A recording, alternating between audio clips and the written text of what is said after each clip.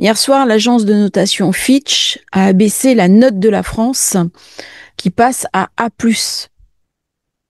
On est passé d'un triple A+, à un simple A+, sanctionnant le pays pour son instabilité politique persistante et les incertitudes budgétaires qui contrarient l'assainissement de ses comptes publics très dégradés. La chute du gouvernement lors d'un vote de confiance illustre la fragmentation et la polarisation croissante de la politique intérieure, indique Fitch. Cette instabilité affaiblit la capacité du système politique à mettre en œuvre une consolidation budgétaire d'ampleur, c'est-à-dire, en d'autres termes, à réformer. Alors vous allez me dire, ça n'a pas de conséquences forcément pour votre vie directement. Eh bien si, justement, parce que la dette de la France augmente, les taux d'intérêt augmentent, et ces taux d'intérêt grèvent durablement le budget, mais ils grèvent aussi la capacité d'endettement vers des secteurs d'avenir, tournés vers la performance, vers l'emploi, vers la création de richesses. Alors je me suis posé une question, et ça fait quelque temps que je réfléchis au sujet, parce que j'aime beaucoup l'histoire. Qu'est-ce qui s'est passé chaque fois que Pluton arrivait en Verseau? Eh bien, nous avions à chaque fois un problème avec la dette de la France. Et c'est l'objet de cette vidéo. Première carte, nous sommes à Paris. Philippe le Bel est le roi de France. Nous sommes le jour de la mort des Templiers. Les Templiers font partie des créanciers du roi de France. Ils se sont enrichis de manière incroyable à Jérusalem lors des croisades. Ils ont fait du commerce et ils ont acheté des commanderies. C'est une force d'opposition, c'est une force politique, c'est aussi une force religieuse. Le roi, au contraire, est endetté. Il ne sait pas comment remonter les finances de la France. Et chaque fois, tout au long de l'histoire, quand Pluton se trouve en Verseau, nous avons un problème de financement de la créance d'État. Eh bien, Philippe le Bel va accuser les Templiers de blasphème. Ils vont être torturés, chassés, spoliés, brûlés. Le but est essentiellement financier. Nous avons Pluton Verseau. La France, si on remonte dans le temps, qu'on va chercher des cartes très anciennes, a un cycle très important. Pluton, Jupiter, Balance. Chaque fois que Pluton va faire une conjonction à Jupiter en Verseau, il se passe des choses déterminantes pour l'avenir financier du pays. Il n'y aura pas de conjonction Pluton, Jupiter, Verseau dans les années suivantes. Nous sommes là, 1309. Pluton est sorti alors que Jupiter arrive. On va continuer à chercher un petit peu au cours de l'histoire les événements marquants. Prise de la Bastille, Pluton, Verseau, vous connaissez cette carte. Pourquoi chaque fois que Pluton passe en Verseau, les finances de la France sont particulièrement attaquées? La France est une monarchie.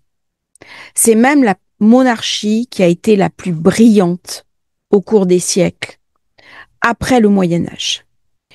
L'Italie aurait pu avoir le lead avec la Renaissance, sauf que l'Italie n'était pas unifiée. Les grands maîtres de la Renaissance sont partis en France, et c'est de là qu'est né le rayonnement de la culture et des arts. Alors on va regarder ce qui s'est passé entre la Renaissance et cette période très trouble de la Révolution française. Conjonction Pluton-Jupiter Verseau. 1534, c'est l'affaire des placards. Les premiers conflits entre protestants et catholiques qui vont donner les guerres de religion. Nous sommes avec François Ier et un placard va être apposé jusque sur la porte de la chambre du roi. Autant dire que François Ier est furieux. 1535, nous sommes juste après la conjonction. C'est là où la dette devient publique. Avant cette date, les rois de France utilisaient pour financer des croisades, ils empruntaient à des banquiers lombards notamment, c'était le cas de Philippe le Bel, ou alors des personnes, des créanciers privés qui voulaient bien leur prêter, comme les Templiers. 1535, François Ier lance le premier grand emprunt public. Nous avons Pluton Verseau. Pourquoi? Il s'agit de financer sa guerre avec Charles Quint. Nous avons eu bien sûr la rançon de Pavie, qui se chiffre à une somme stratosphérique et qui va endetter durablement la France. Plusieurs millions de livres. Les dettes sont énormes. Et tout au long de l'histoire, les rois de France, pour se refinancer, auront deux moyens: extorsion, spoliation. Extorsion, on augmente les impôts de manière considérable. Spoliation, on confisque. C'est ce qui s'est passé avec les Templiers. C'est François Ier qui va poser les bases de la finance publique d'État durablement. C'est ce qui va être repris tout autour du monde. Je vais essayer de vous trouver la carte. Nous sommes 1535, François Ier en France. Après la conjonction Pluton-Jupiter, Verseau, lancement du premier grand emprunt public. Alors ça va se dérouler sur plusieurs années.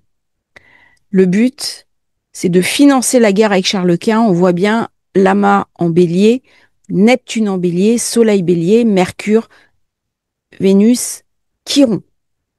Il y a un problème de refinancer la guerre. Bon, ça, c'est pas intéressant. Et on voit comment Pluton Verseau vient à chaque fois fragiliser une situation et apporter une réponse à la situation qu'il a lui-même fragilisée. Alors, le Verseau, normalement, me parle de collectif, il me parle d'avenir, il me parle pas forcément de financier. Et pourtant, chaque fois que j'ai Pluton Verseau, il se passe des choses très importantes pour la dette de la France. Je vais avoir une autre date très importante, 1547, qui correspond à la mort de François Ier. Et j'ai de nouveau Jupiter, Pluton. Henri II est nommé roi de France. Enfin, il n'est pas nommé, il prend la succession.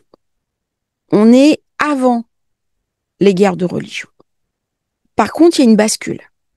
Henri II, pour refinancer le trésor de la France, va épouser Catherine de Médicis. Catherine de Médicis, c'est une fille de banquier.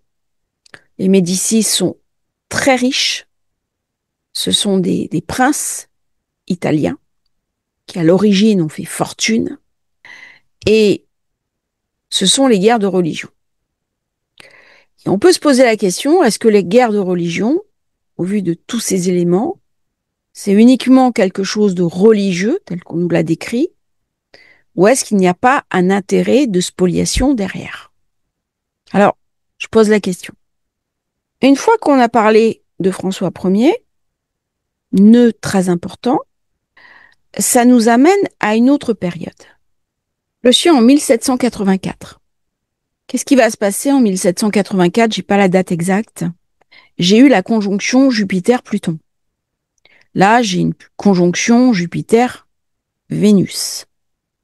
Louis XVI vient d'acheter le château de Saint-Cloud pour son épouse Marie-Antoinette. Et il fait un grand emprunt d'État de 126 millions de livres. C'est considérable. La France est durablement endettée avec Pluton Verseau, mécontentement. Cet emprunt a plusieurs raisons. Il faut refinancer les emprunts antérieurs et financer la campagne d'Amérique. Et c'est pour ça, alors je sais qu'en France, c'est pas tellement accepté. Aux États-Unis ou chez les anglo-saxons, c'est clairement établi que l'une des raisons de la France, la révolution, c'est son endettement et c'est aussi le fait que la France a soutenu la guerre d'indépendance des États-Unis. Alors à ça, on rajoute les mauvaises récoltes, on rajoute un certain nombre de choses. On continue dans l'analyse. Vous voyez, c'est très intéressant de regarder ce qui se passe dans le cycle Pluton-Jupiter. 1789, prise de la Bastille, mais j'ai aussi Necker qui propose ce qu'on appelle le papier nation. C'est-à-dire, il y a l'ouverture des États généraux, les biens du clergé vont être confisqués, mis aux enchères pour rembourser l'État. Par contre, le temps qu'il soit vendu, il va falloir à peu près 1 an. Qu'est-ce qu'on fait dans ce délai? Eh bien, on va éditer ce qui va être les assignats. Et donc, il y a quelque chose là d'un basculement dans la finance moderne qui en fait est une créance. C'est quand vous avez un billet de banque, c'est une contrepartie. Et nous avons, bien entendu, Pluton, Verseau. Par contre, les déclencheurs du début de la crise sont en général lorsque Jupiter arrive en conjonction à Pluton. Vous avez eu la banqueroute de l'eau 70 ans avant, la Révolution française, l'histoire des assignats, 1796, conjonction Pluton, Jupiter. Donc vous avez les étapes de la Révolution française, ici, les assignats.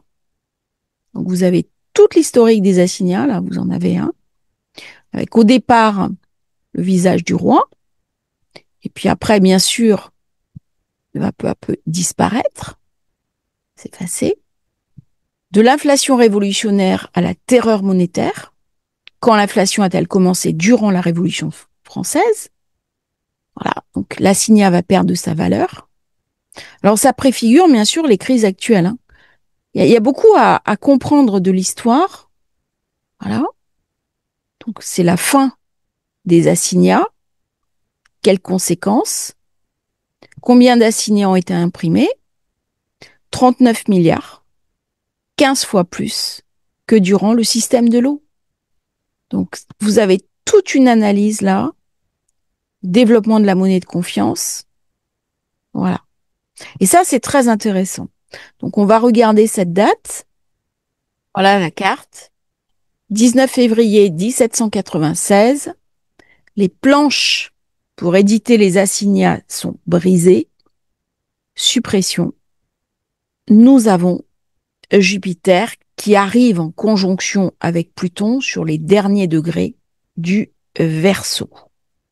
Donc, on voit bien chaque fois que Pluton se retrouve en Verseau, ça met en avant les problématiques de finances publiques, mais chaque étape permet aussi de créer une finance beaucoup plus moderne.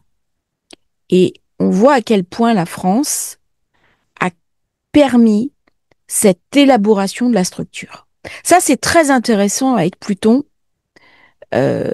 Pluton-Jupiter.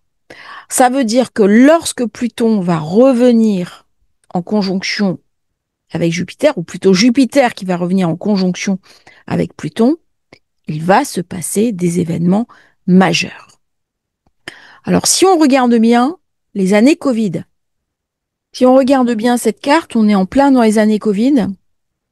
12 novembre 2020, conjonction exacte Jupiter-Pluton. Par contre, ça se fait en Capricorne. Et j'ai Saturne qui est de la partie.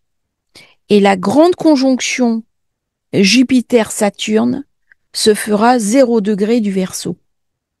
Donc on voit comment, en fait, alors c'est un peu tiré par les cheveux pour certains, mais pour une fois, l'activation du Verseau s'est déroulée en Capricorne.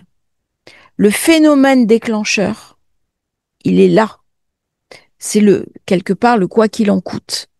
Mais c'est aussi le Covid qui a ruiné durablement les économies occidentales.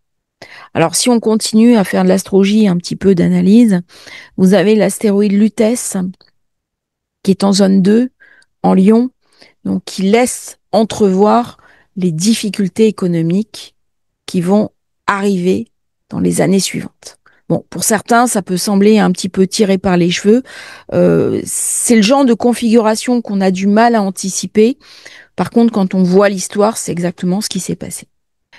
Alors ça, c'est très intéressant, cette carte, parce que ça laisse entrevoir quelque chose qui a commencé là et qui va se finir quand Pluton, Jupiter seront de nouveau en conjonction en Verseau. Là, il y aura un changement de paradigme majeur qu'on va pouvoir anticiper. Là, nous sommes sur la conjonction Saturne-Jupiter 0 degré du Verseau, qui est très importante. C'est vraiment la conjonction Covid, 21 décembre 2020. C'est une période de basculement, c'est une période charnière. Et Pluton, très peu de temps, va arriver dans le Verseau. Donc il y a quelque chose qui s'est passé dans l'année 2020, c'est normal, c'est l'année du Covid, mais il y a un basculement au niveau des finances publiques. Et on va regarder la sortie. On va faire un petit peu de futurologie, si je puis m'exprimer ainsi. Donc là, nous serons vraiment à la sortie. Pluton, Jupiter, on aura trouvé la solution, surtout avec le Soleil. Et la solution va se faire en Verseau, avec Uranus Gémeaux. Saturne sera en Cancer. Donc, ce qui est très intéressant, c'est que j'aurai de nouveau l'activation Bélier-Balance, mais avec cette fois-ci le nœud sud en Bélier et le nœud nord en Balance. Donc, on voit bien comment la problématique s'est déclenchée nœud nord Bélier et elle va se solutionner nœud sud en Bélier. Ça veut dire que les problèmes que nous avons actuellement vont trouver une issue favorable 2033. Alors, vous allez me dire, c'est long, je suis d'accord avec vous, mais nous sommes sur des fondamentaux, sur de la structure, et quand on regarde l'histoire, c'est rien du tout.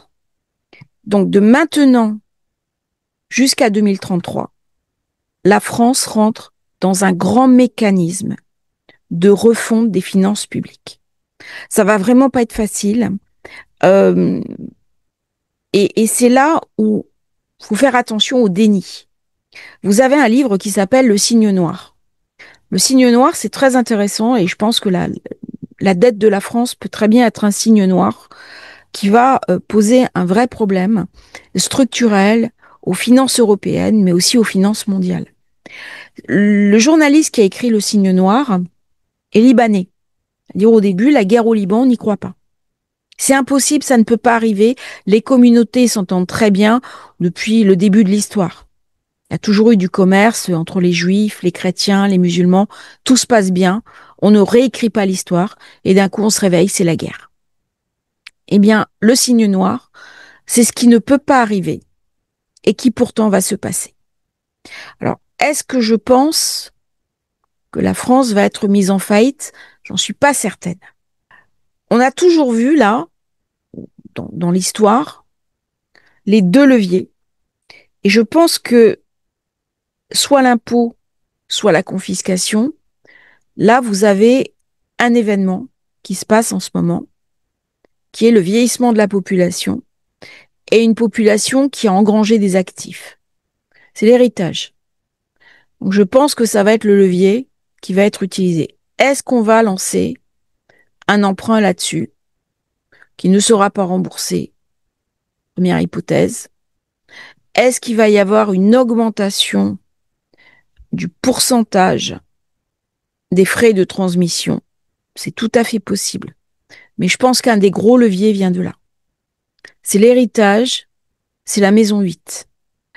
Si on regarde cette carte, Mars, Scorpion, et nous avons maintenant la génération Pluton-Scorpion qui arrive dans la vie politique. Ça, c'est le premier point.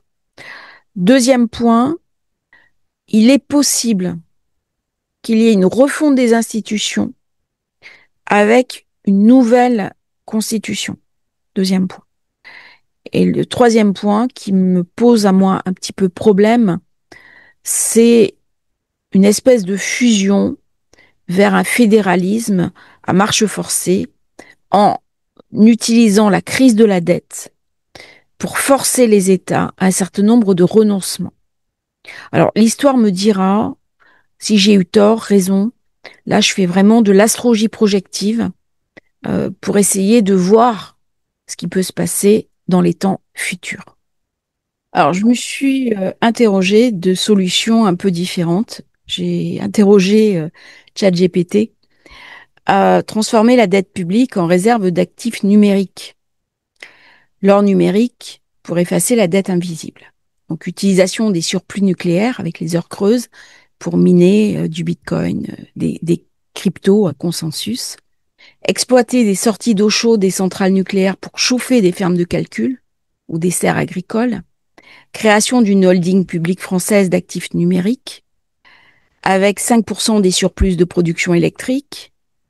Tokenisation d'une partie du foncier public, inutilisé ou en friche, qui servirait d'actifs de garantie. On retrouve là l'idée des biens du clergé. Amorcer une conversion partielle de la dette française en crypto-réserve souveraine stable et valorisation à terme. Valorisation thermique circulaire des centrales nucléaires, data center. Chaque calorie perdue devient énergie sociale. Développer des réseaux de chaleur urbains, connectés directement au circuit de refroidissement des centrales. Alors, je ne sais pas dans quelle mesure c'est possible. Là, on est vraiment sur imaginer un autre modèle. Modèle scandinave.